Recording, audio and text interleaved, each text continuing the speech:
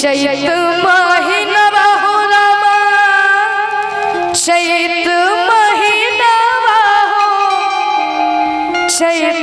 महीनवा हो। और क्या भैया पिया धुन में बजला कंगनवा हो रामा चैत महीनवा पिया धुन में बजला कंगनवा हो रामा चैत महीनवा चैत महीनवा रामा चैत महीनवा।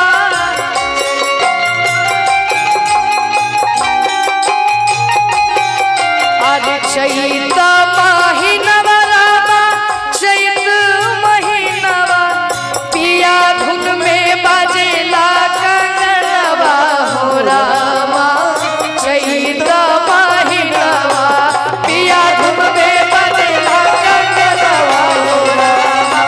चैत महीनवा पिया धुन में बजेला कंगनवा हो रामा चैत महीनवा।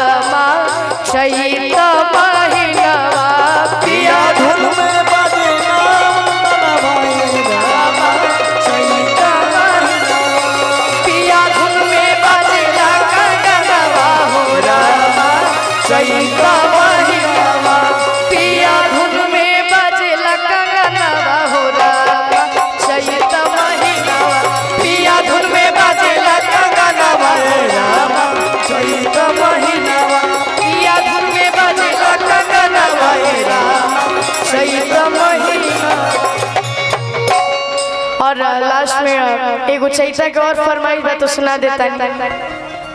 अच्छा पिया भइले गुलरी के फूलवा ए रामा पिया हो भइले पिया भइले गुलरी के फूलवा ए रामा पिया हो भइले कहे के बा पिया भइले गुलरी के फूलवा हे रामा पिया हो भइले पिया भइले गुलारी के फूलवा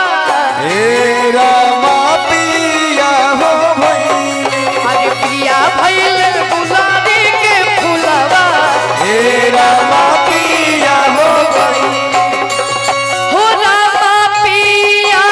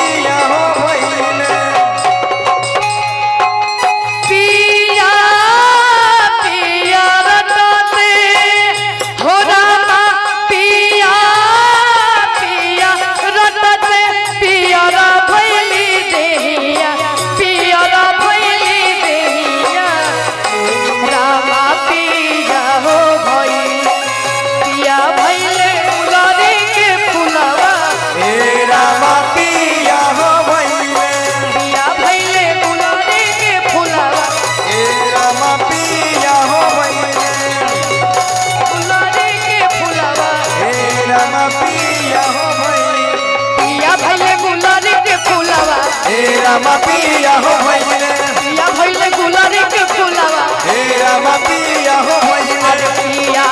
भइले गुलरी के फुलवा हे राम पिया हो भइले अरे पिया भइले गुलरी के फुलवा हे राम पिया हो भइले पिया भइले गुलरी के फुलवा हे राम पिया हो भइले पिया भइले गुलरी के फुलवा हे राम पिया हो भइले पिया भइले गुलरी के फुलवा हे राम पिया हो हो भइले राम पिया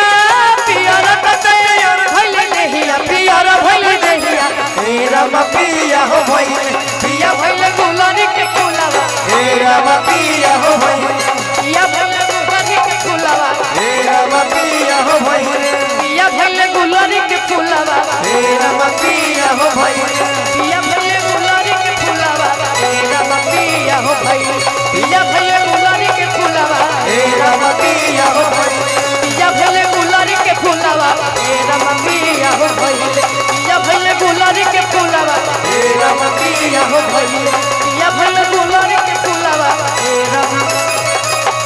हाय रे चैती हे राम पिया हो भइले। और कोनो गलती हुई हो हमरा से तो अपन घर के बालक समझ के माफ कर दिल से। तो सबसे छोट बड़ा